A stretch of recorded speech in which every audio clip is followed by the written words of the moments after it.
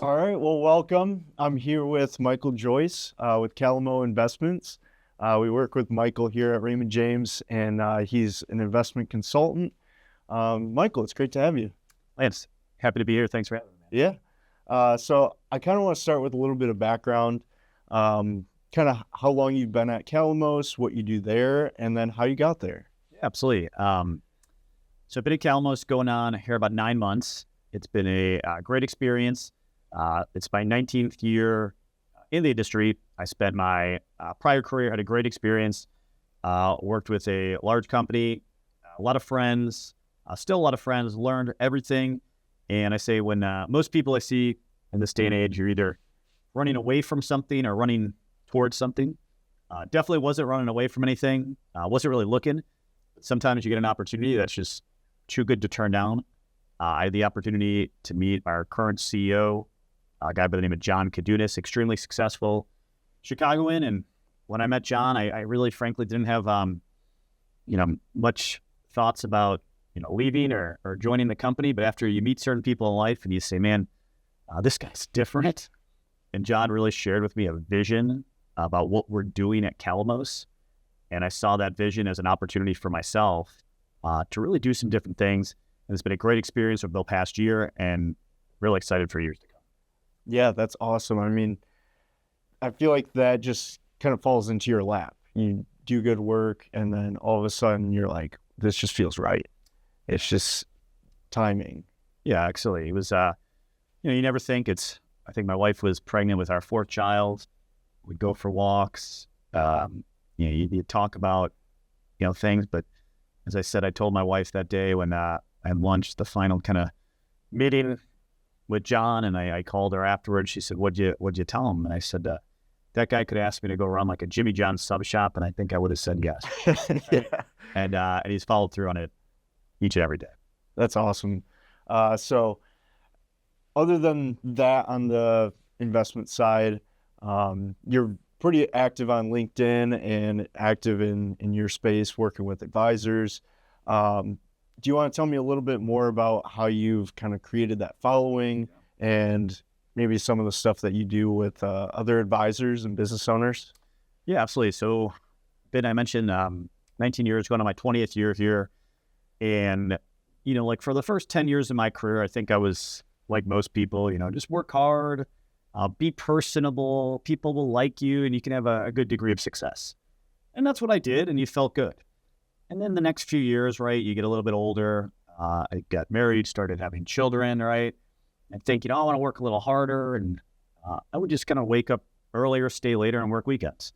And it gave me a little more success. And then probably about 6 years ago, a gentleman who I was good friends with, still to this day, he was my manager at the time. He said, so, what are you going to do next year? And I, classic line in our industry, like, I'm just going to work harder, do more of the same. And he's like, and then what? And I realized I really didn't have a plan. I really didn't have a value proposition. And most importantly, I thought I was different, but I really wasn't. And I realized I had to do something to stand out. I have a saying with a lot of our clients, I say with a lot of my colleagues is, to be different, you actually have to do different things. And I thought different things were, hey, Lance, we should go out to drinks or dinner or go to the Bulls or the Hawks game, but that's kind of what everyone else was doing. Mm-hmm. So I had this sort of vision of there's what we, and I say we, someone on the asset manager side, thinks is important. And then there's what the clients actually think is important. And there was a disconnect in my mind. Mm-hmm. So I started to develop a value proposition that I believed was valuable to advisors. At the time, I knew nothing about LinkedIn. I was not the most tech savvy guy, I'd say, by any means. But I realized a lot of people were creating this omnipresence with LinkedIn. And I talk about this each and every day. I do a lot of work with my advisors, helping them kind of build their omnipresence on LinkedIn. And I say, about 5 years ago, I did not have a LinkedIn page, right? 4 years ago, I had one and it was just to log in and see what's going on with Lance. Right. This year, I'm on pace. I'm going to get over 1 million views. Wow. And I tell people all the time, I say, it's kind of like if you wanted to run the marathon this weekend, everyone wants to run 26.2, but you got to run 1 or 2 miles first, right? It was 1,000 views. Oh, that was pretty good. Then it was 10,000. Then it was 100,000. Now it's 1 million. And like everything in life, it just keeps compounding. Mm-hmm. And for me, this is something I noticed that many of my competitors are not doing. So that's why I put emphasis there. Yeah. And I've even seen like the stuff you post on LinkedIn. It's just very helpful for a wide range of people. Just people that follow you in the business networking world and even advisors, where your main target is. But one thing that sticks out to me on your LinkedIn is you really advertise that E plus R equals O. Can you tell me more about that? Yeah. And I think where LinkedIn, there's doing something and then there's deriving value. And I think a lot of people do LinkedIn, but very few people derive value. I'll probably mention this multiple times today. I kind of equate everything in life to fitness because I think it's a very simple concept. Right. A lot of people go to the gym, but very few people get in good shape, right? A lot of people do LinkedIn, very few people derive value. I think the reason being is, yes, LinkedIn is a business conduit, right, to disseminate information. Yet, a lot of people think, yes, I posted another Raymond James white paper, right? Why does no one care? Because everyone else does it. And I say the fastest way to success in the life is the harder something is, means the less people will do it, which means good, more for those who do. So I have this belief, this idea of E plus R equals O. There's a guy I found probably through LinkedIn, Chris Kite, I think he's out of Ohio. He has a thing called event plus reaction equals outcome. So his idea was, a bad event happens. You can't control it. Well, how do you react? That's the outcome, right? If I got off the train and it's pouring rain and I go, oh, of course it pours rain on the day I have my big meeting with Lance. I'm going to show up soaked. Well, the outcome stinks. But if my reaction is, this is awesome, I get to show up, right? No one else would get on that train when it's raining, right? I'm going to show up and he'll be surprised I showed up. My outcome's great. So I kind of took that same theme and I applied it to my own life. And I find with our clients, everything is about an expectation. Then layer in a reality that it equals an outcome. So like, I'll give you kind of 2 examples. I'm married, I mentioned 4 children. Mm-hmm. If I show up on Valentine's Day with flowers for my wife, it kind of just checks the box, right? She's not going to go, oh my gosh, you bought me roses. It's like, it's Valentine's Day. You better do it. Right. Now, if I show up tonight with a bouquet, my wife's going like, what's up? Right? And no different. Maybe you've had this experience, right? I see this a lot. One of the many benefits of our industry is we get to eat like champs. You got to some very nice restaurants and people, suddenly they'll say, that restaurant isn't that good. You go to a nice meal and you say, what do you mean it wasn't that good? The steak? But their expectation was so high, right?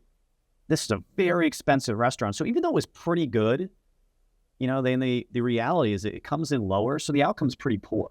Mm-hmm. On the flip side, you've probably gone to some restaurants that, maybe they're not that expensive. You never heard of it. And you go, wow, like this was actually pretty good. So the outcome in turn is high. And I try to deliver this to our clients. And what I mean by that is they have a very defined expectation of what to expect from someone in your seat or mine, right? Hey, that person's going to come in. They're going to tell me we don't have a crystal ball, but we think the market's going to do this. And then based on that, you should invest here. Mm-hmm. So that's their expectation. Now, the reality, when you come in and say, hey, Lance, just like you, I try to do a lot of things for my clients I don't get paid for. I try to help you get more clients, better clients, more money from existing clients. I even want to help you simplify your business so you can do more of what matters most. They go, huh? And oh, by the way, I know we haven't met, but I see you have a partner, Doug. I see you went to Michigan State, your background. They're like, whoa, you just exceeded all expectations. So I try to think of each and every meeting, what is the expectation? How can I deliver a much higher reality that in turn produces a outstanding outcome? Mm-hmm. Yeah, I think that's really important. And like you said, everything that we do, whether it's going out to eat, whether you're working, it's relevant to a lot of things, not just the work environment. And so I want to maybe continue on that path of that thought process. And another thing that I saw on your LinkedIn is, why do people work with me? You had 5 things down for why people choose to work with you, and there was a 6th one, but you didn't mention it. Do you want to jump in and tell what your 5 things are? Yeah, so I've had the opportunity about 5 years, worked with a business coach. He helped me immensely. Most importantly, he helped me just build a system and a process for everything. And what he taught me was that I was running a reactive business, kind of like a ping pong ball, right? Very easy to get knocked off. And, in the world we live in today, there's more distractions than ever, right?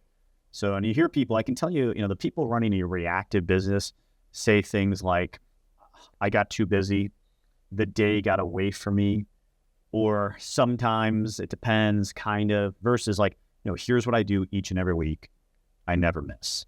And what I realized is there sort of a superpower industry is recognition.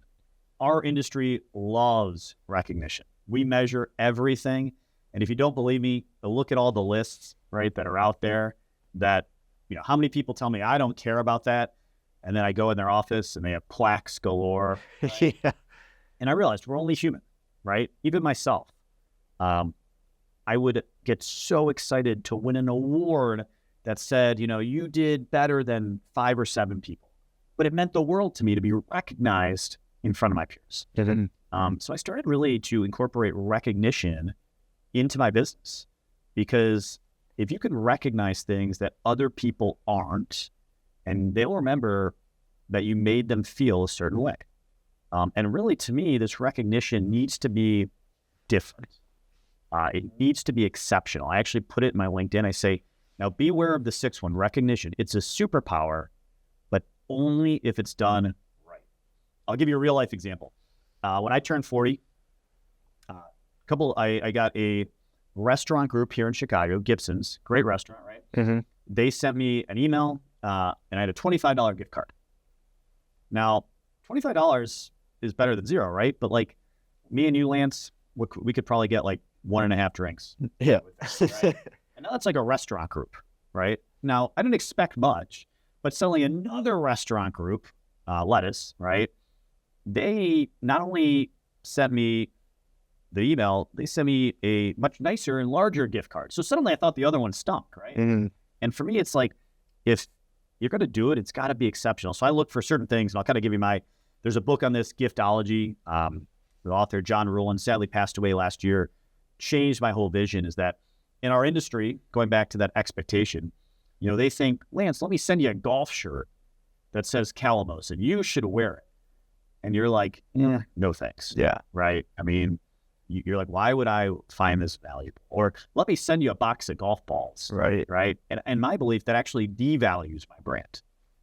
Right. Hey, that Michael's value is he can send me a box of golf balls or a golf shirt, and he thinks because that I'm going to go, wow. Right. No. But if I can find gifts that, one, are only meant for you, no one else I could be giving this to. So maybe I get you a coffee mug, but it has the Michigan State logo and it has your initials engraved in it. You're like, whoa. Mm-hmm. Secondly, I want to find things that have reoccurring value. So, for example, I sent out a tremendous amount of wine glasses to clients. And I sent the wine glasses because, one, we have to be cognizant. You can only spend so much money, $100 rule in our industry. So for $25, I can get you 2 wine glasses, right? Mm-hmm. Now, if I give you a $25 bottle of wine, which most people would do, they even give you a 50 or 100, right? You're going to do one of 2 things.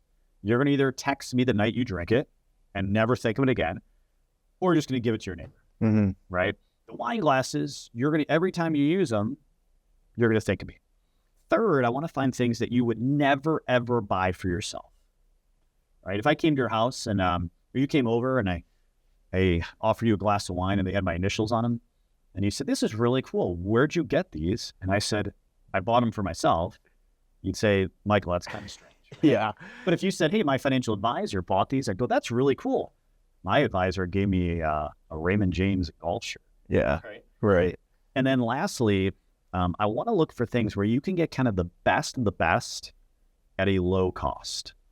So let me tell you what I mean, right? If someone's into watches, I can't buy them a $5,000 Rolex. Mm-hmm. And if I give them a $50 Casio, it's kind of a waste, Right. right? They're not going to wear it. At the same time, one of my favorite advisors, she actually gave me a great gift. And she hit on a lot of things. She gave me a $40 bottle of hand soap. I don't even know how to pronounce it. It's OUAI, St. Bart's hand soap.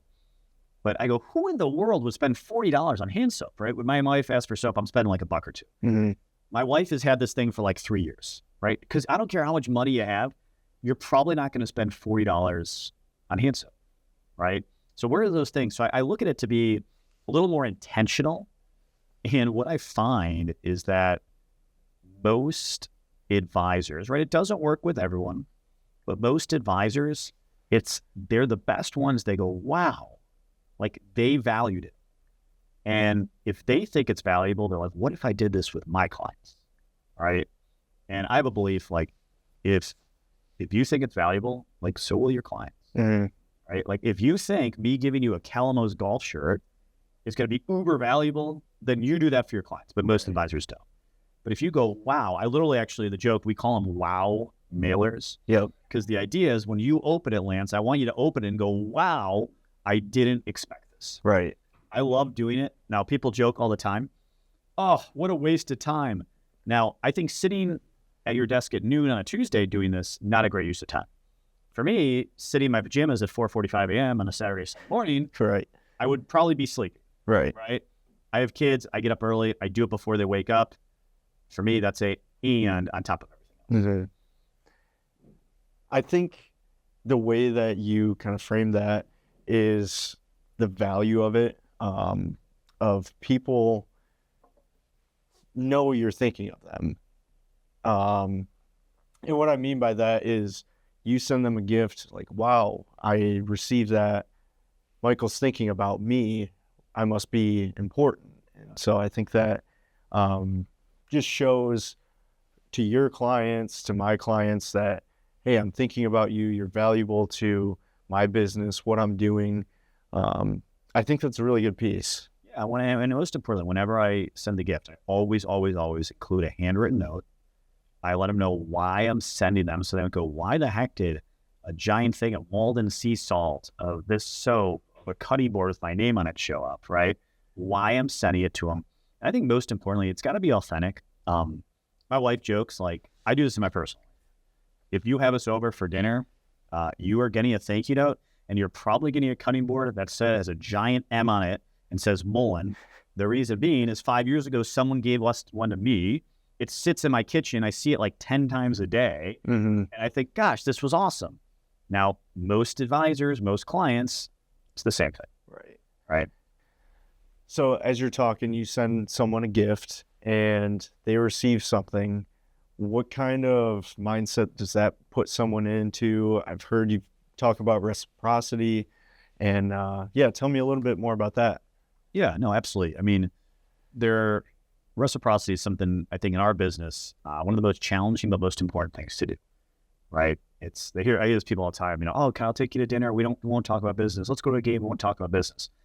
Clients aren't stupid, right? They know at the end of the day, right? How do you get compensated? You want them to do business. Mm-hmm.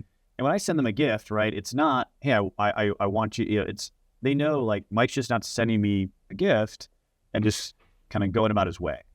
So I look at it no different than, it's kind of similar. If I have a dinner party at my house and we invite 5 couples over and they all send a note and say, what can we bring to dinner, right? And you tell them, don't bring anything. 3 of the 5 couples are going to bring you a bottle of wine because that's pretty standard, like, just expectation, right? Hey, you said bring nothing, but here's a bottle of wine. Mm-hmm. One of the couples is going to bring absolutely nothing. And they're going to say, you told us to bring nothing. They're just going to drink everything in your house. And then one couple is going to bring you like a bottle of wine, but they might even bring like something else. Right. Like a housewarming gift or like a dessert. Like, oh, by the way, and they go above and beyond. Right. And I look at it like, most people like, hey, I'll use this literally in the note. If it's a prospect, I'll say, hey, Lance, while doing research in a hopes of landing a meeting with you, I noticed that you're a Michigan State Spark guy, right? One, I let them know what I want, right? I want a meeting, right? And then two, I let them know that I actually did some research. And this to me is where the bar is absolutely so low, is that I was saying I'm a huge, huge fan of Alex Hormozy. He's probably made a bigger difference on my career than maybe anyone out there, which is strange for someone you've never even met, right? Right. You follow him. But he has a saying, he says, I hate to break it to you, you're not your aspirations, you're your actions, right? And what I mean by that is like, people say like, oh, I'm a hardworking person, and I do this. But then they show up to a meeting, and I see this a lot when I interview people as well. They'll say, oh, so tell me, how long have you been at Calamos? Where are you from? Where'd you go to college? And Hormozy says something. He says, never ask someone a question that you easily could know the answer to. Right. It's the ultimate sign of disrespect. And I actually have really embraced this when I start my meetings. And I believe you have about 15 seconds before that person starts to develop, that, am I going to listen to this guy or not? Right. Or you start seeing them looking at their watch. I got to check my phone, right? And I set my meetings for 15 minutes intentionally. I kind of look at it as a get out of jail free card for both of us. If the meeting goes awry, most people, you can jump, right? It's like if you met, as a younger single guy, if you met a woman out, you wouldn't ask her, to go on a 4-day vacation, or you'd say, hey, let's meet for a drink. Right. Right. And if it goes well, then maybe she'll take you up at dinner. And I kind of think with my job is when the meeting starts, and I was guilty of this for probably the first decade of my career, Lance, I'd say, so tell me about your business. Why don't you just tell me about it? And I thought that was, a really good question. I'll take some notes. There's a lot of ways you can go from there. Yeah. And what I found is I'd be like, well, why do I need to waste, this guy asked for 15 minutes. I'm giving him 15 minutes. Why do I need to waste 15 minutes telling him about my business? Versus now I literally start every meeting that says, hey, Lance, I was preparing this weekend for our meeting, and that's very intentional. I do my preparation over the weekend because I think it's a good time to do it. And I want the advisor to go, oh, this guy works on weekends. I thought most people just roll out of bed Monday morning. He goes and plays golf. He goes to happy hour. No, this guy's working weekends. Holy cow, that's different. Right. While I was preparing for our meeting over the weekend, I literally had a first meeting yesterday with a client. And I said, I noticed a couple things about you. I said, I noticed you were at your prior firm for 9 years. You've been at this firm for 9. Your wife's name is Lisa. Your son is Alex. Your son is Liam. You went to Carroll College. You played soccer here. And he was like, how'd you know? Right. Said, well, I literally spent 5 minutes on LinkedIn and your website. And I saw it in real time change the lens where he went from kind of standoffish to like he bought in. Right. And you probably had this experience in life, maybe not by design, but default, where you meet someone and like, you're like, gosh, I feel like I've met you before. Yep. I feel like we've known each other. And what I believe is this is your way to accelerate the relationship. And to me, it's the ultimate sign of respect. Right. I don't want to waste your time. Right. Versus, hey, let's spend half the time I asked for with you telling me things that I should have known. Right. And I think that goes back to your other point, is just, it shows you care. It shows that you've done your homework, that this is a meeting that you care about. It's no different than when I send a gift. The number one and two questions I get. How did you find my middle initial?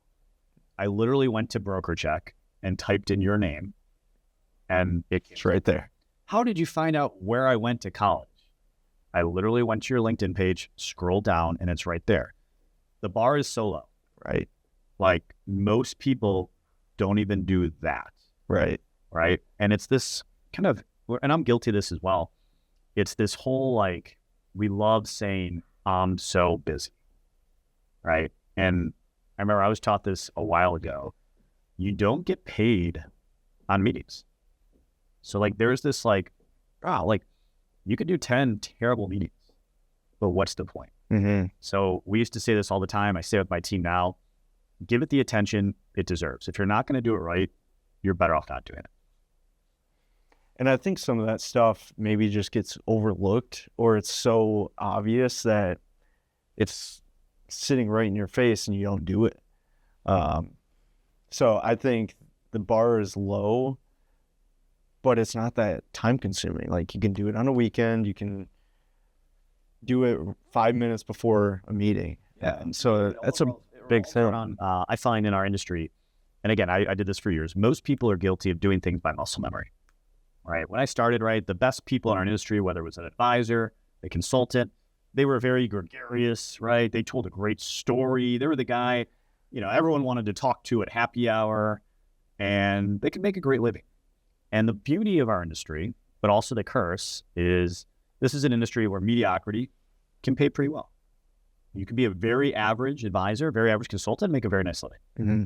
Yet, if you want to be exceptional, you got to do some different things. So I always believe, what's your system and process? Like, what does your pre-meeting prep look like? Where, it's not sometimes, here's what we do every single time, right? Hey, what does your meeting look like? I ask, if you followed me around with a camera, you would get bored out of your mind because there's no highlight reel. It's just consistency of, wow, he asked the same questions, and people say like, Michael, that sounds scripted. Like, hey, when I meet you, Lance, I'm going to act kind of intrigued and say, so Lance, I was prepping for the meeting. I'm going to tell you a couple things about yourself, and I'm hoping you go, wow. And I'm going to say, hey, by the way, one thing I couldn't find, how many clients, families, or whatever households are you having? And the advisor is going to say, hey, I work with this many. And then I'm going to come over the top immediately and say, and now what does that make up in terms of assets under management? And I'm going to do the quick math, right? Of one, is this someone I want to work with? Mm-hmm. And then two, we're going to figure out what type of problem they have. Is it you have too many clients? Do you need more clients, right? And I'm going to have a couple of leading questions.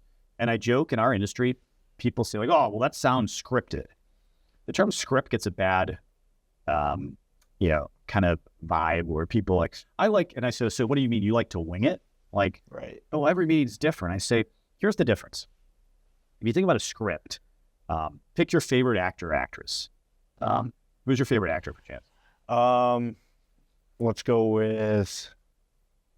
with Tom Cruise. Tom Cruise. Okay. So Mission Impossible movies, right? It's Tom Cruise, right? You've seen him in 1,000 movies, right?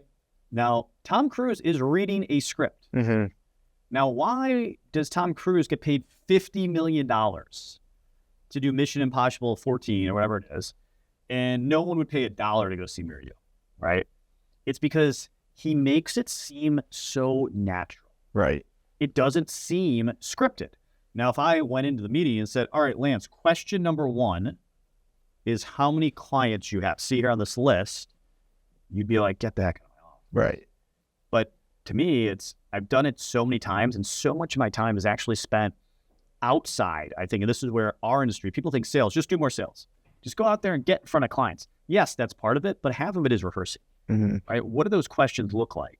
What does it sound? And then you start to biohack yourself, right? There are some things at the end of meetings where I ask, hey, Lance, we talked about the following things today. What did you find was the most valuable? And sometimes what I thought was valuable is different than what the client finds. And then I have a way like, well, how does every meeting end? It should end one of 3 ways.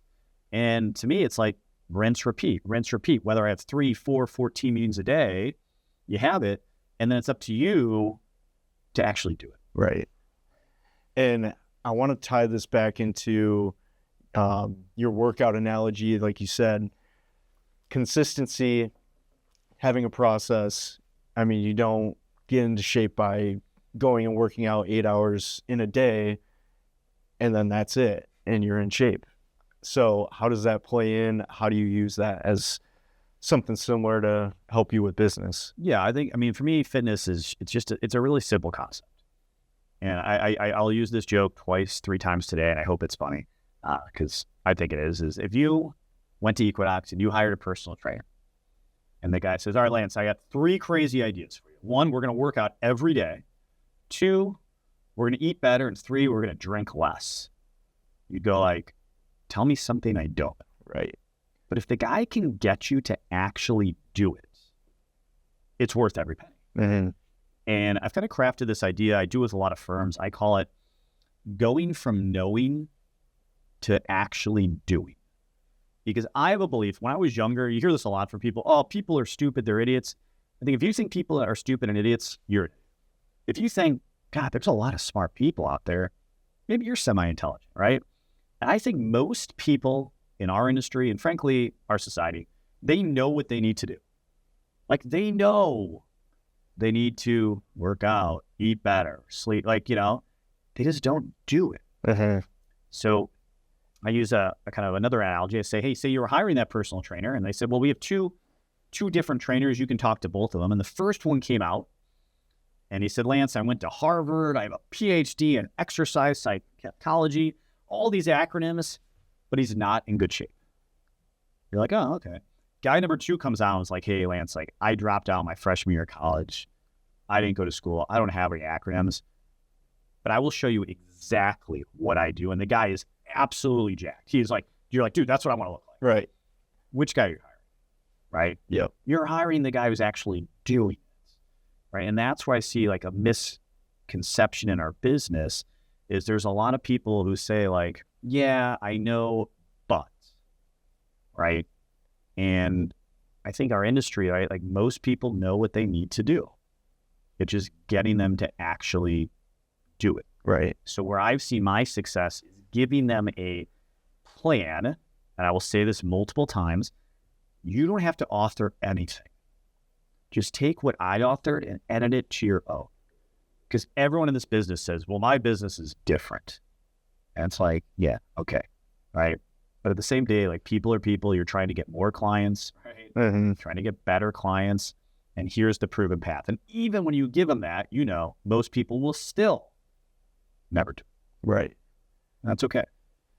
So would you say there's like maybe one, starting small, take like one step and then baby step it?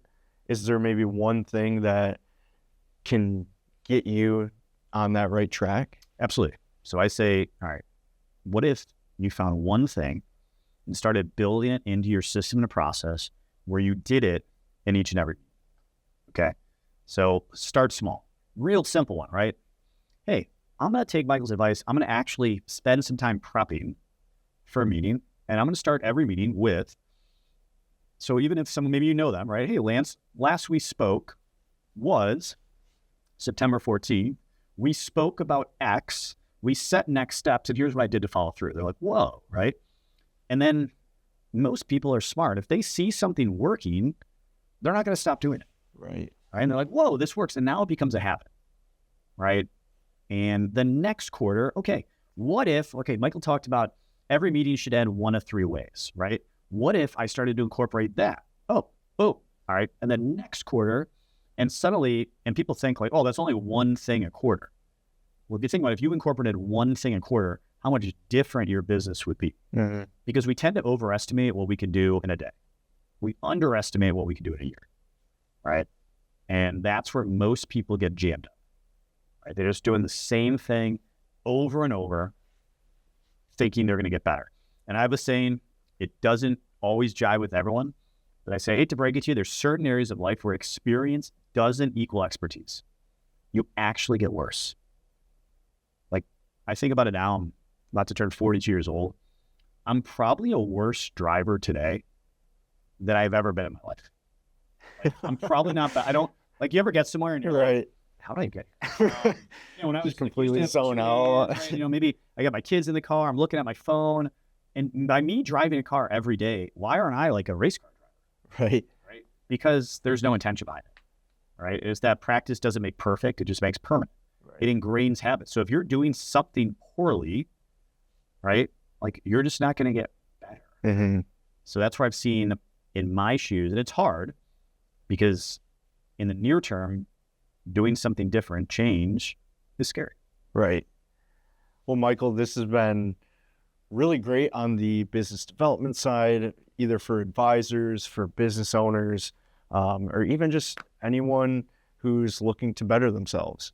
But I want to kind of jump into a little bit more at what you do at Calamos, and maybe give me a little bit of the economic outlook that you guys are seeing at Calamos, maybe some opportunities. Yeah, I'm happy to hear what you guys are thinking. Yeah, so with Calamos here, I work with financial advisors throughout the Chicagoland area. As I mentioned, my goal is to help them get more clients, better clients, more money from existing clients, increase their peace of mind, and frankly, simplify their business so they can do more of what matters most. But no different than my advisors, right? We do a lot of things we don't get compensated for. The way we get measured is if they do business with our firm. And what I love about Calamos is we have a long-term brand with a startup mindset within it. We have different levers because we know the things that got us to where we are today aren't going to get us to where we're going. Right. If you think about our business, the one constant is change, right?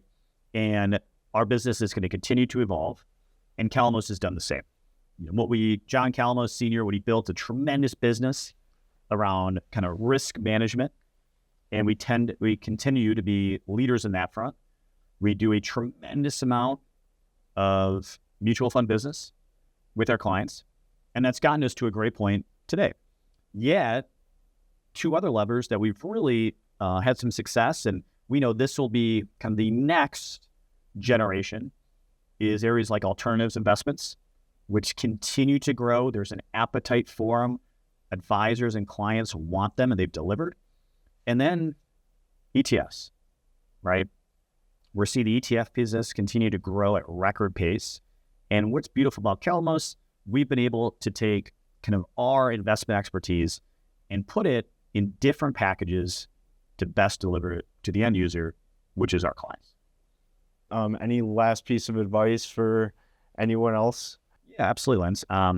What I found is, to me, in our industry, most people are afraid to share what they're passionate about.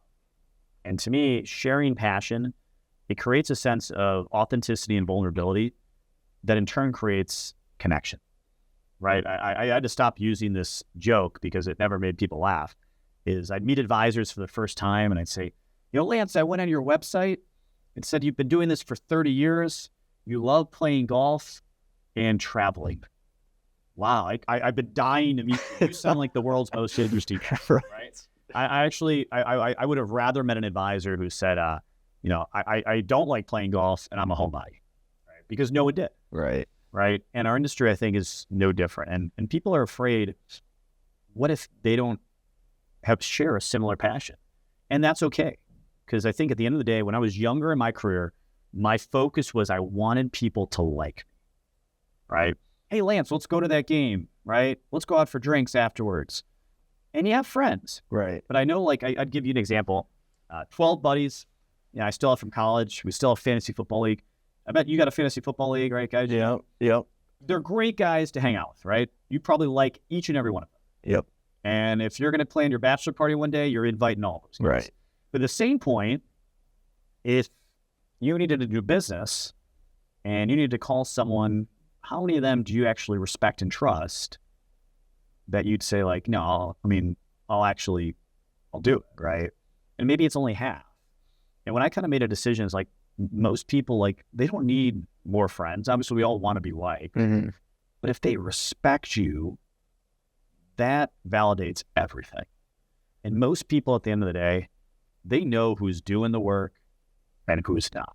Right. Right.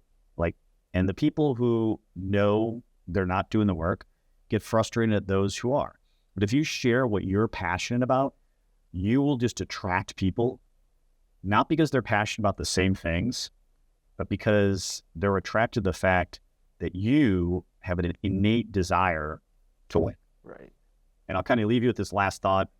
I see in our industry, a lot of people say just work hard.